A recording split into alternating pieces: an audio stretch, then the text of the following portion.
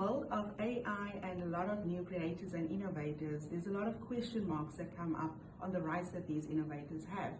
Now, recently, when Matthew McConaughey successfully had the opportunity to register his iconic catchphrase, all right, for trademark registration, the question started being, what other innovators and what other protective measures are there for our content creators and our innovators in South Africa?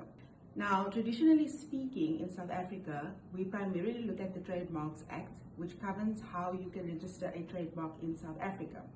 With the trademark, you're looking at a specific slogan or a specific distinguished mark that sets your product or your services aside in the sector that you operate.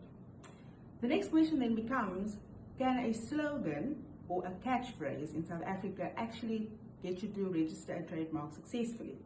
Now, when looking at Section 9 of the Trademarks Act, you're looking at the fact that there needs to be either an inherent distinction or some form of distinction separate from your logo or your mark that sets your product or service aside in the industry and that makes it quite significant for your sector and your client base.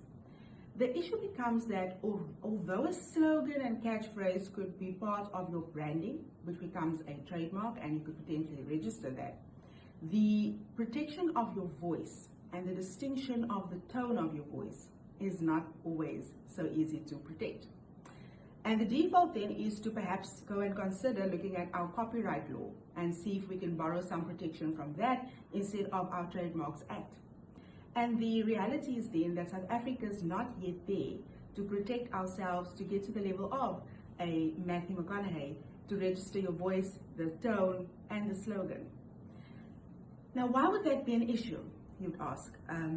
We want to be in a world where, despite AI innovation, we can also commercialize our distinct brands, and that includes our voices, includes the tone, includes these catchphrases.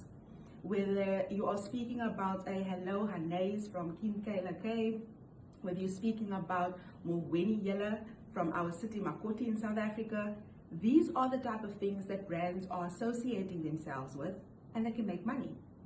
So in this day and age, you cannot just be an innovator. You need to protect your innovation.